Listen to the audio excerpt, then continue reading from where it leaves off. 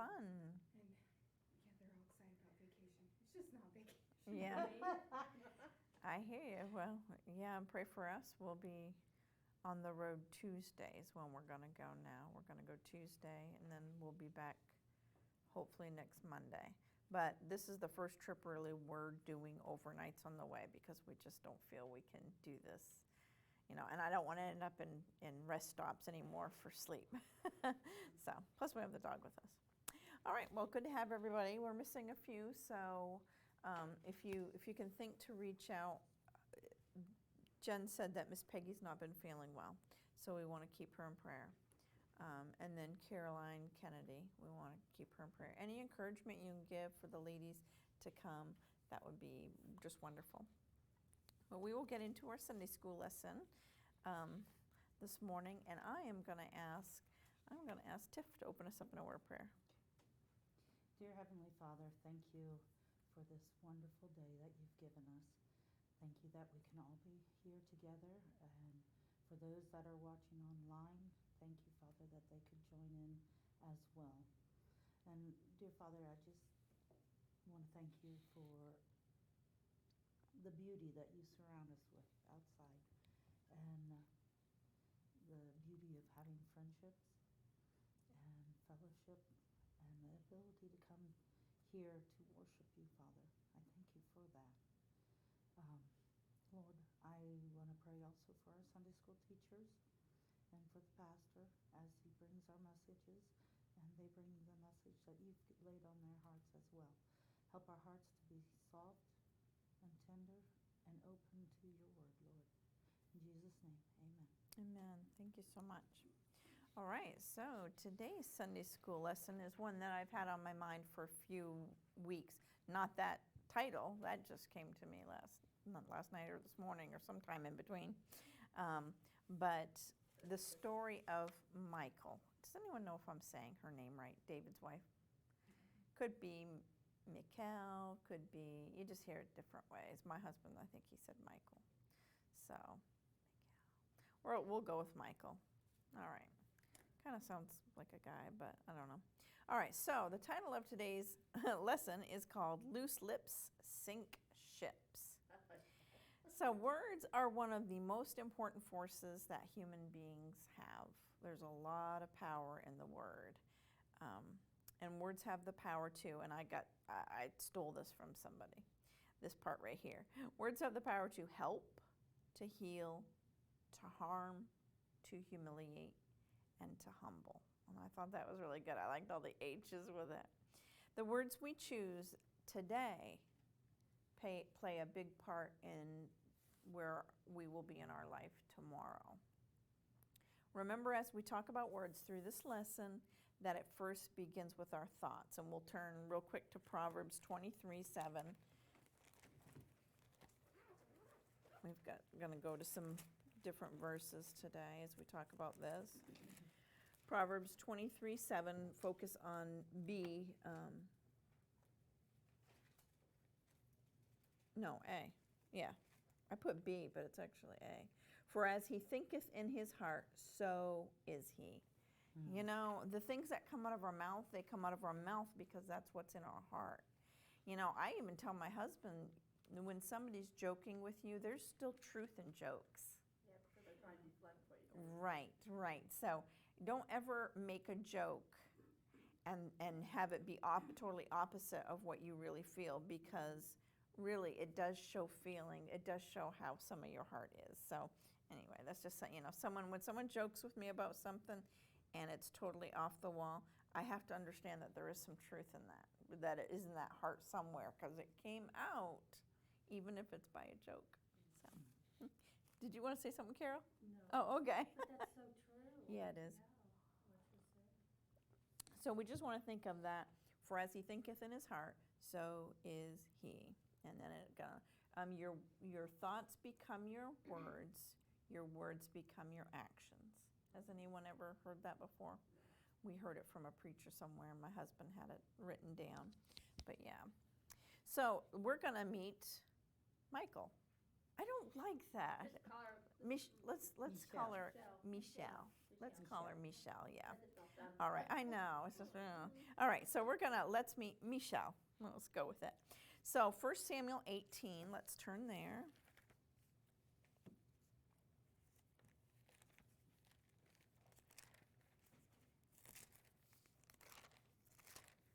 Hard to talk about her being a wife and a woman and all that. I'm calling her Michael. Back then, in that time period. Yeah, would have been it. I know. Everything was kind of different. I mean, I told you how the Bible's just been coming alive for me. It's like a storybook playing out. And really, it's a very interesting story when you think about it, because it's not really like things are now, you know. And God didn't necessarily put his stamp of approval on everything they did. We have to understand that we're like, oh, whoa, why did God let that happen? Well, actually, some of that was man, and they decided to do some of this stuff. So 1 Samuel 18, 27 through 38.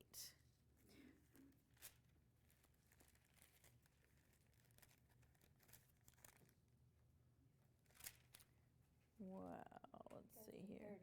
Wait a minute. That's bad news. You think you? Yeah, 30. All right, we'll just make that a 0. I'm telling you, I'm the best proofer in them.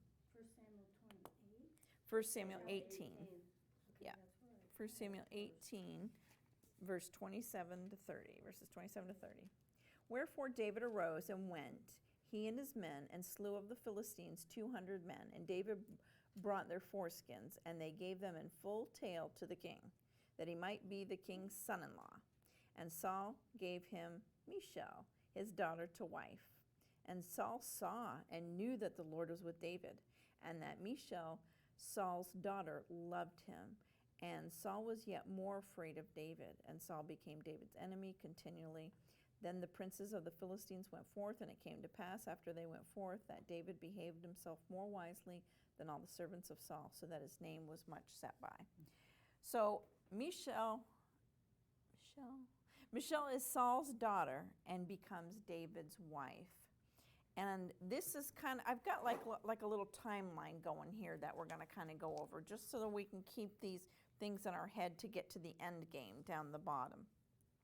So we want to remember that Michal loved David. So there's another, if you go over to 1 Samuel, and you don't have to turn there, 1 Samuel 19, verses 9 to 18. Okay, this is where Saul has started to hunt, and we've talked about this last few weeks. Saul has started to hunt David like an animal. And so he's running. And, you know, his wife, Saul sends his men to David's house because he's going to kill him right there.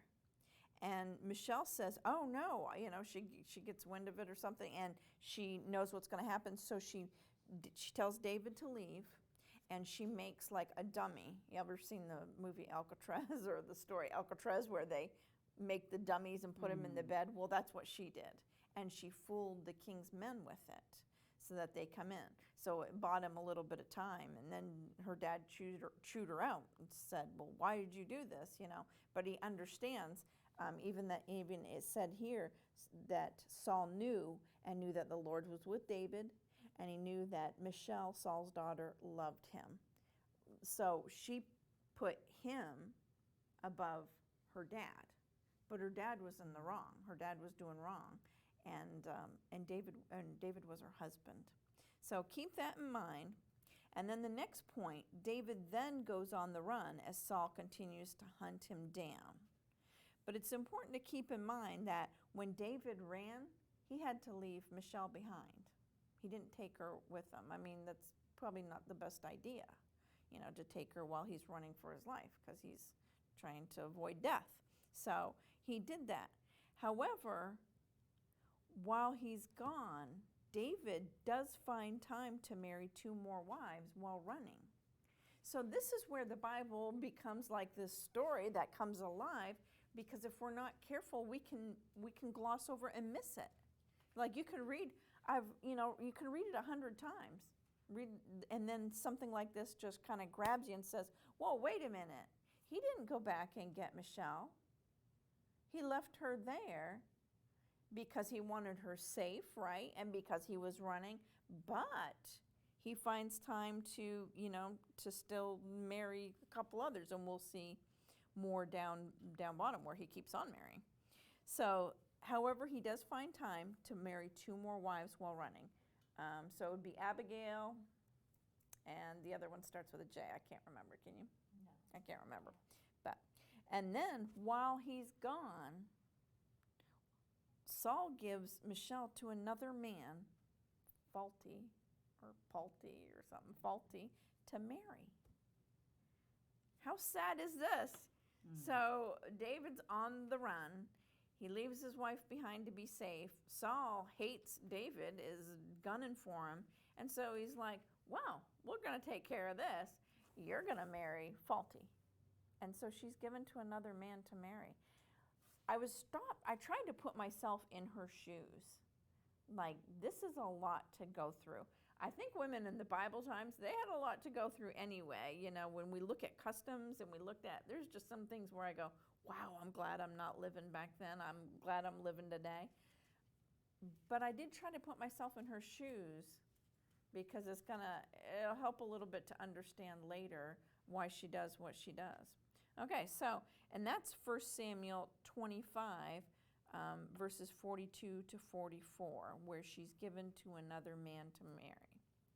And then David continues to run. You know, Saul's still hunting him, so he's still running.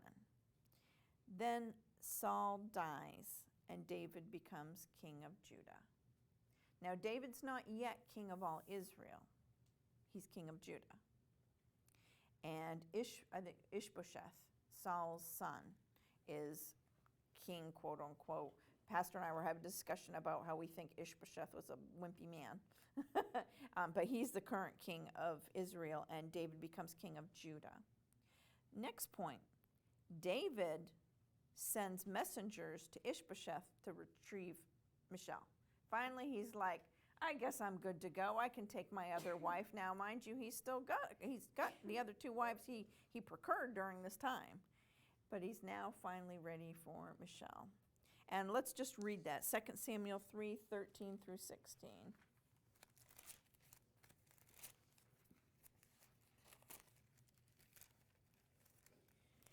And he said, he's talking to Abner here. Abner, this is why Pastor and I were talking about Ishbosheth maybe being a wimpy man.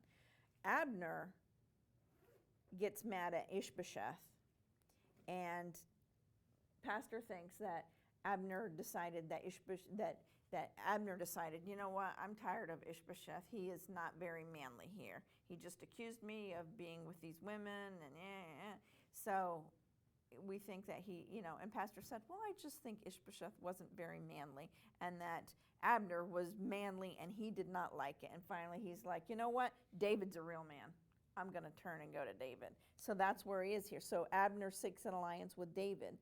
And David says in verse 13, he said, well, I will make a league with thee, but one thing I require of thee, that is this, thou shalt not see my face, except thou first bring Michelle, Saul's daughter, when thou comest to see my face. It's interesting how he didn't say, thou first bring Michelle, my wife. Verse 14, and David sent messengers to Ishbosheth's son, saying, deliver me, here he says it, my wife Michelle, which I espoused to me for 100 foreskins of the Philistines. All right, so he's finally sent for Michelle. And then you have to keep in mind, the bullet under there is keep in mind that Michelle is taken from Faulty, and he follows weeping. We talked about this another week. How sad is this? He loved her so much. I don't know about her. The Bible doesn't say that she cried. But put yourself in her shoes. You're being taken back on what, a carriage, something, you know, obviously not a car or anything like that. So a carriage, chariot, something. She is the king's son, or the king's daughter. And so she's being taken back.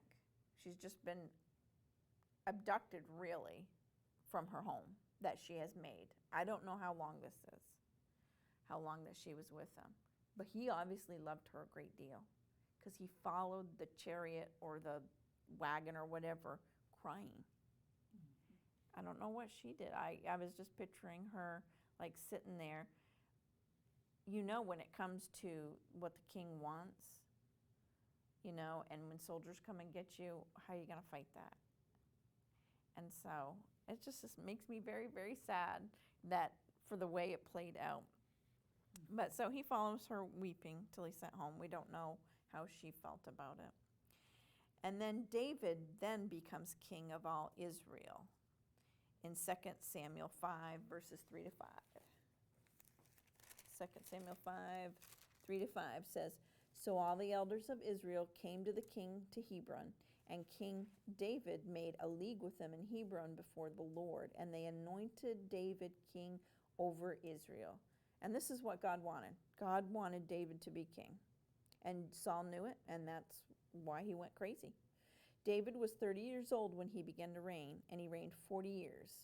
In Hebron, he reigned over Judah 7 years and 6 months. And in Jerusalem, he reigned 30 and 3 years over all Israel and Judah. So David had a 40-year reign. Again, following the timeline here, underneath the David then becomes king of all Israel. Jerusalem is conquered and is called the city of David. David now, so now he's got the wife whose name begins with J that I can't remember. It's, if I may, Sure. Ahinoam. It's Ahinoam from Jezreel. Okay. Maybe that's why I was thinking it was J, from Jezreel. I was Her looking name that is one up Ahinoam? when I seen that. Good. So it's Ahinoam? Ahinoam. Ahinoam. So he's got her from Jezreel. He's got Abigail. He went and got Michelle. And so now he decides, now I'm settling in. The city's going to be named after me. Time to get me some more wives and concubines. And that's what he does. And I keep going back and thinking of Michelle coming, being brought, following her and weeping. She gets brought to the palace, to King David, and he still goes out and gets more wives. And this is what they did then. Not saying it's right, but this is what they did. So then the next bullet, and thank you for that, Tiff, that was good. David attempts to move the ark back to Jerusalem. So Uzziah, while they've got it on oxen, Uzziah attempts to steady, add my Y on the paper, to steady the ark when it was shaken by the oxen. Uzziah grabs the ark because he doesn't want it to fall, but God smotes him dead because he wasn't supposed to do that. And it's all David's fault? Because he was with the Philistines. He spent time among the Philistines, and they influenced him because that's how they transported the ark when Yep. they had it was on a cart. That's good, Leah. Thanks for that. So, God killed him. So David backs off and says, whoa, we're just going to leave the ark here then. We don't want anyone else killed. So they put it in the house of Obed-Edom, a Gizite, is that what he was? For 3 months. But then somebody runs and tells David and said, man, you're not going to believe how blessed Obed-Edom's house is. He is just getting his socks blessed off. And David's like, oh man, we need to bring that here. So he goes and gets them, and they make sacrifices along the way, like every 6 paces, and they bring it back. So now, all that timeline, I wanted to go over all that because it kind of brings us to this point where it's 2 Samuel. Let's go to chapter 15 and see if that's where it is. Man, I need someone to proof my papers.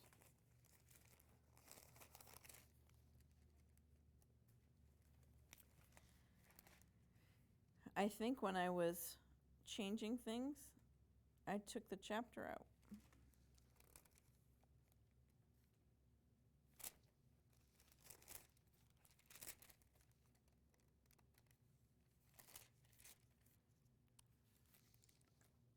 If you find it, tell me.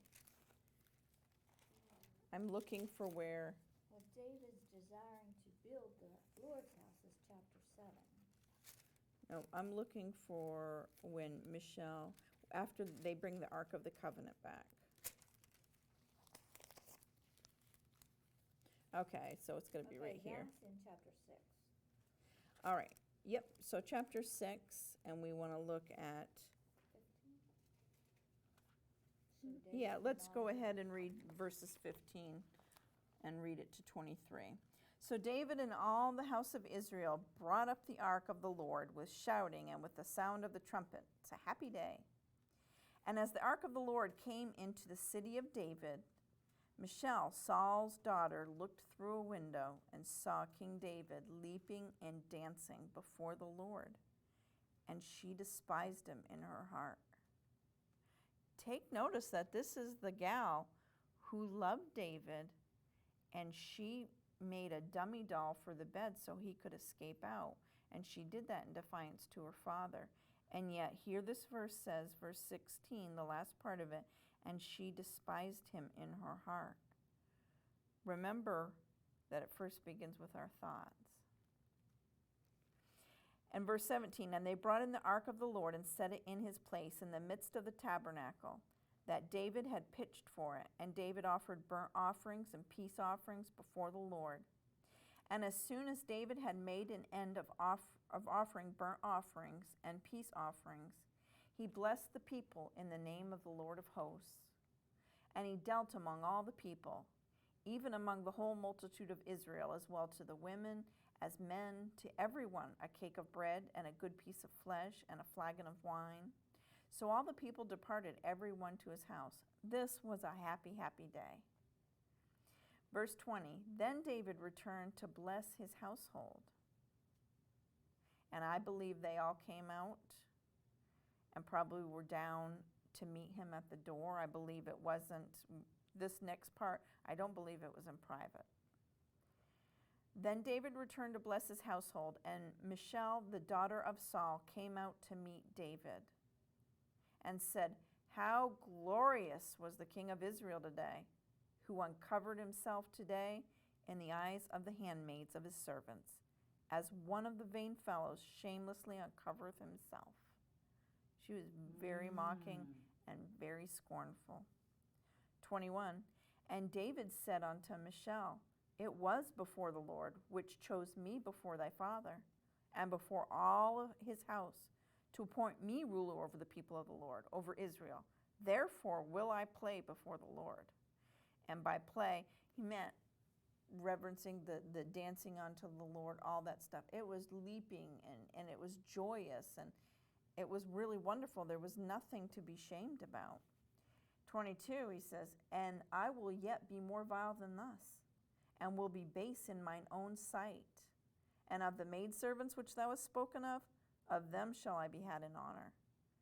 Verse 23 is so sad to me. Therefore Michal, the daughter of Saul, had no child unto the day of her death. I think there's different commentaries out there. Some say that she was barren, that she just couldn't have kids. I don't think that David ever went into her again. I think as a king, he had the right to kill her right there. Yeah, Because she, but I think she was more miserable living. yeah, and he felt that that was the best Yep. way. And it's just so sad. But her loose lips, they made her lonely the rest of her life. I believe she lived in that palace, and she saw David go in and out to wives and concubines, and she saw the women having children all over. And David, I don't think he ever went into her again because of what she said. She was so scornful and mean. Because remember, that says, and she despised him in her heart. You know, that's pretty strong wording. She wasn't just like, oh man, what's he doing? You know, you ever had a time when, well, like, maybe honey, you shouldn't have done that. No, she despised him. And so I have been thinking, okay, you know, think of everything she's been through. But to be honest, all the women went through a lot, I think. First of all, it's just a rough time to live. Then be a woman in all that. Abigail's husband, you know, he died, and she was kind of taken from her home. Not kind of, she was taken from her home, and she married David, and I believe he was good to her and all that. But it seems very, very different with Michal. She did love him at first, like they fell in love. or at least she did. She loved him. And then she despised him. And what was in her heart came out her mouth. And she paid a very, very dear price for it. She was a hurt woman. To me, this is a great example of bitterness. Mhm. She couldn't do anything about her circumstances. It is a much different day and age back then than it was now. She really couldn't do anything about her circumstances. Look at Esther. Esther had a lot happen to her. Ruth had a lot happen to her, but you don't see the bitterness that we see take root here. And you knew she was bitter by what she said, mocking. And she spake what was in her heart. Luke 6:45b says, "For of the abundance of the heart his mouth speaketh." That's why I said when we tell a joke or something like that, we actually share a little bit about what's in our heart, whether we think so or not. My husband, he has said before, no, that was just a joke. And I'd be like, no, it came from somewhere, Well, that's where it comes from. It comes I like those from your jokes heart. where people tell the truth, say something truthfully, and they're, oh, I'm just joking. No. There's always an element of truth. And I thought, again, I don't think she did this in private from what it says, because he came to bless his household. And it says, and Michelle, the daughter of Saul, came out to meet. So I'm kind of picturing everybody, when my husband came home from Korea and we took him home and the kids come running out and his parents were come out to see him and stuff, to greet him and love on him. But that's not what she had for him. She had some nasty, nasty words to say to the king in front of everybody. He was king. I was reading the Bible this morning, and I was reading in Numbers. I think it's in 30s. I can't remember exactly the chapter, but it says, your sin will find you. Yeah, be So- sure your sin will find you out. That's right. And it's amazing how what is in our heart is going to come out. I mean, you can only hide it for so long. There are people who think they really have it down as far as what they should say outwardly, how they should dress outwardly, what they should say outwardly, how they should conduct themselves. But eventually they're going to slip up and you really see who they really are. I don't know why the word current administration keeps coming to my mind. We're really seeing what they really are, but Tiff. She started out as Saul's daughter, given to David, whom she loved dearly. Saul tries to kill David, so David flees. She has done what she could to save him, to keep him safe, but finally he has to flee. And so he's out running. She still loves David with all her heart. Now he's taking other women as wives. That had to have hurt. She would have heard about that. And she's given to another man, who obviously adores her. and he probably loved on her. Now she's getting ripped out of that again and put back with her first husband, but I'm sure there's a conflict in emotion and pain. She's having to say goodbye to a man who has loved her. Mm-hmm. Now she's going back here, and he's still getting more more wives and and concubines. stuff. And so she's no longer Number one. the love of his heart. And that had to have caused jealousy And the bitterness. and sadness and loneliness, and that just festers. This and is thus that could have led I up. was thinking. Oh, maybe yeah. She thought he could have fought harder for her. well. That's what my Mhm. husband said. He should have gone back for her at some time before he went and took other wives. He shouldn't have left her there, And so that was not good on his part. But the end result, and walking through, this is why we don't want to gloss over things, but let God in His living word jump out at us. Is this not interesting? This is very interesting to think about, like, why on earth, and she despised him in her heart. It's not really hard to see why, but it still doesn't make it okay. Right. It right. didn't help her. Yeah. And then her loose lips sunk her ship for her whole life. It might have felt really good being that nasty. Have you ever said something? And I was thinking too, I've had people tell me, I just speak my mind. I'm just a person who speaks my mind. Hopefully not all the Well, time. loose lips sink ships, so you may get into trouble if you just do that. In fact, I can pretty much guarantee I if have that's gotten your in trouble. motto in life, I have before. Where I was saying then yes. you're going to get in trouble. Yeah.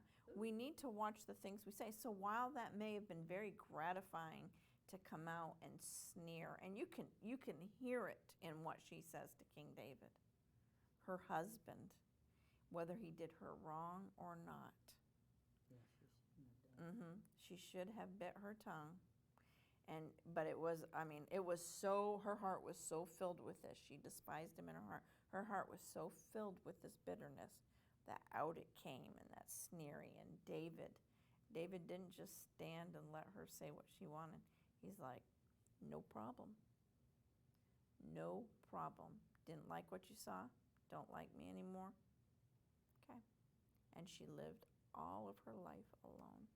I wonder if she just does like we do and just constantly, me myself, 'cause I'm not going to say for somebody else, I don't know that. But anyways, just constantly turn over your brain, you're like, I could say that, but really is it going to help me? Nope, not. Well- Revert it back. Before I would just say it. And sadly enough, Jen, and this happens to us too, sadly enough, Michelle had the whole rest of her life to think about what she said, as she never was with him again. And obviously, she wasn't with other men. She was still left in there, like Miss Donna said, he could have killed her. That would have been, the normal thing to do. Rebuke him in front of people. It's bad enough in private, but in front of people, he could have had her killed. But I think this was a way worse punishment, and then she had her memories of faulty. So it's just, the power of our words is really unbelievable. And what consequences can come from our words. We need to, first of all, we need to understand that it begins in our heart, in our thought life. That's where the words come from. People don't say words that they didn't think about, that's not in their heart and not in their thoughts. It's a procession. So we have to understand, as we daily talk to people, as we daily say things, as we have arguments, which we inevitably do with people, we want to make sure that we do not say things, that sink our ship. And, a wife can destroy their marriage this way. Children and parents can destroy relationships this way by, I'm going to get something off my chest. Have you heard that? And I just say what I feel, so I'm an open book, and no, those are all excuses for being mouthy women. Yeah. And I get it, but it's not going to take away the consequences. Once it's done, it's done. You have to live with the consequences, just like she did. I know I'm changing the subject drastically, but Mary, the mother of Jesus, she pondered things in her heart. I picked that up immediately because she's what God called. Look down on the earth, and she was chosen above everybody, and she's the one who pondered things in her heart. That's very good. I want to say it in case our online friends didn't hear it. The right thing to do is like Mary did. That's been one of my favorite verses. We've talked about that, how Mary pondered things in her heart. She had terrible things happen. She had to watch her son get crucified. And it must have been a very interesting life living with Jesus. It just had to, She had a very, very different life. Yeah, and then up to her, she just had a very interesting life and heartaches. And then she lived through ridicule and people saying terrible things about her when she did become pregnant. And she knew, but people didn't believe her. So anyway, but she pondered those things in her heart. And she allowed the Lord to help her work through them. She didn't have loose lips that sunk her ship. Neither did, you know, sometimes I think of Naomi was kind of like borderline loose lips. You remember Naomi and Ruth? You know, and she's, oh, call me Mara, you know. I've told you, I just read that, and I get her story, but yet I'm like, you know, she's like, oh, girls, even if I had a son tonight, would you wait for him, you know, however long? Would you wait for him? No, you won't. Go home. Go back to your gods that your family was teaching you about. So I think she's borderline loose lips because I think she said a little bit too much, where she should have just, you know, pondered things in her heart like, yeah, I'm hurting. God, I should call myself bitter. But no, she, drama mama. I wonder if maybe that has some influence of why her other daughter-in-law didn't follow her. Oh, I think it is. I taught a Sunday school lesson on that. I really believe that that Naomi did the wrong thing when she told her daughter-in-laws to go back to the world. That's what she did. And thankfully, Ruth said no. But Orpah, she refused at first, and then Naomi was insistent. So she went back, and she went back to living the life that they lived there, that she lived with her parents, which was pagan, instead of serving God. And I just really think that was one area where, and it all ended up right in the end. But what about Orpah? We never heard about Orpah. Well, what about Michelle? We don't ever hear about Michelle again. This is it. This is it. She's done. She's living her lonely life because she mouthed off and said things. Man, that's convicting. Because what we say does have consequences. Words, they're more than that saying, sticks and stones may break my bones, but words will never harm me. Try telling this gal that after she shot off of the mouth and thought that felt good, and then David came and said what he did. And I know she knew. She knew right then and there what that meant to have him say that to her. But I bet she spent her time hoping, maybe trying to lure him back in, trying to attract him back in. But the Bible says the daughter of Saul had no child unto the day of her death. I don't think he was ever with her again. She sunk her ship with that. Jen? I had something kind of similar, but not exactly. Happened to me this week. I come home from work and I was aggravated because I was working late hours. I'm like, I don't really want to be at work this long and blah, blah, blah. And Nick wasn't home because he works second now. And I was like, he didn't even fix me anything to eat because I'm spoiled. Yes, you are. I'm like, he didn't even fix me anything to eat. I'm really upset with, and I said, I don't understand him. Why can he be that dumb? And I just kept on going. My mouth kept on going. And then I get to the TV and there's a note and it says, here's the card with some money on it. Go get you something. I thought, oh, Lord help me. Yeah, Jen, Convicted right there. that's a good example. I hope those online could hear that. That's a great example. That was bad. I'm glad he didn't hear me say it, Nick. We need to be more like Mary and ponder things in our heart and not say everything we think. First of all, if you have very many of those thoughts, we really need to evaluate our heart condition. Because, you know, if you're having those thoughts all the time, it's because it's what's in your heart. Now, we are human, and sometimes we're going to have cranky thoughts. I'll say it that way, cranky thoughts. But those shouldn't be all the time. That shouldn't be what comprises my mind. And we have to make conscious decisions not to say anything. We're going to bring you in one of the other chairs. Bring her in one of those chairs and put it right there. Yeah.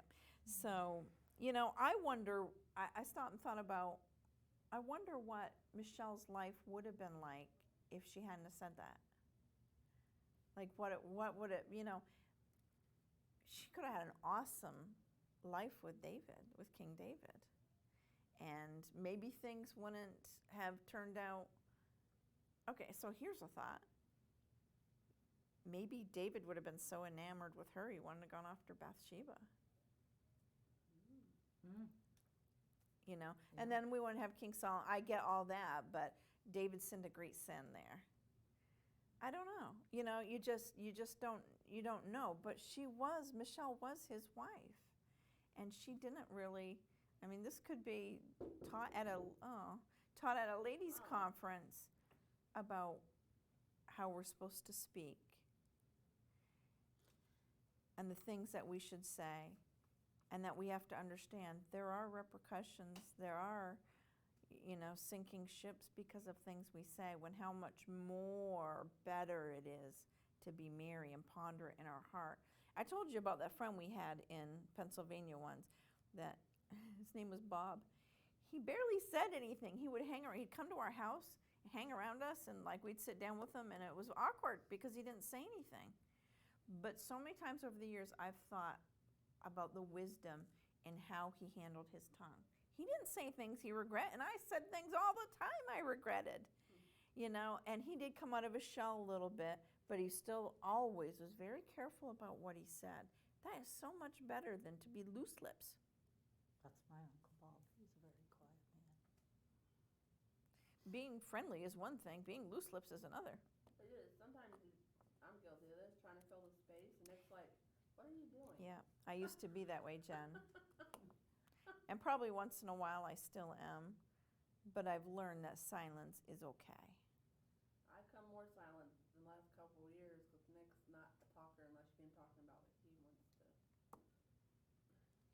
Or I guess it Maybe use the word for I was- together the best. Probably.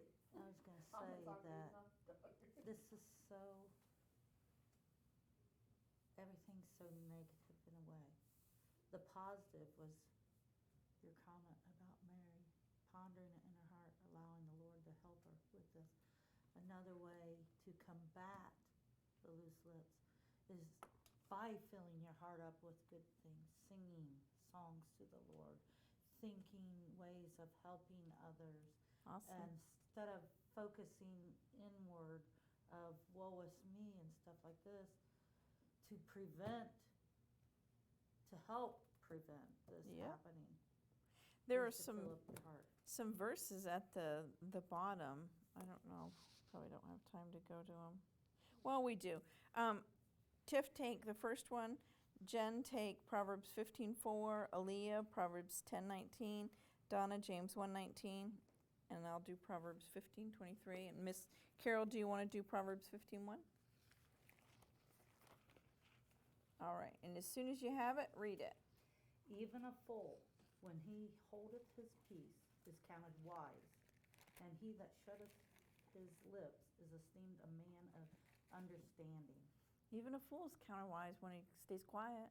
Next. A wholesome tongue is a tree of life, but perverseness therein is a breach in the spirit. A wholesome tongue is a tree of life. There's life in a wholesome tongue. That's a beautiful thought. Just think of branches and stuff coming out of your mouth because your mouth is wholesome. Next. In the multitude of words there wanteth not sin, Boy, that's but like he my life that verse. refraineth his lips is wise. That's like my life verse. Really. Because when I used to talk all the time, Jen, that is the verse that God used to help me with that. To understand that, Julie, the more you talk, the more likely you are to sin in what you're saying. And it's very true. And then we had Bob, who never talked and didn't seem to sin a lot with his words.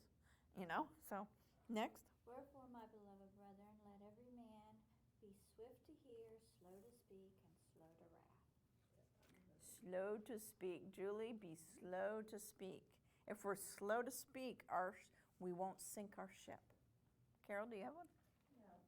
A soft answer turneth away wrath, but grievous Yep. words stir up anger. Yep. So true. And then I have 15:23.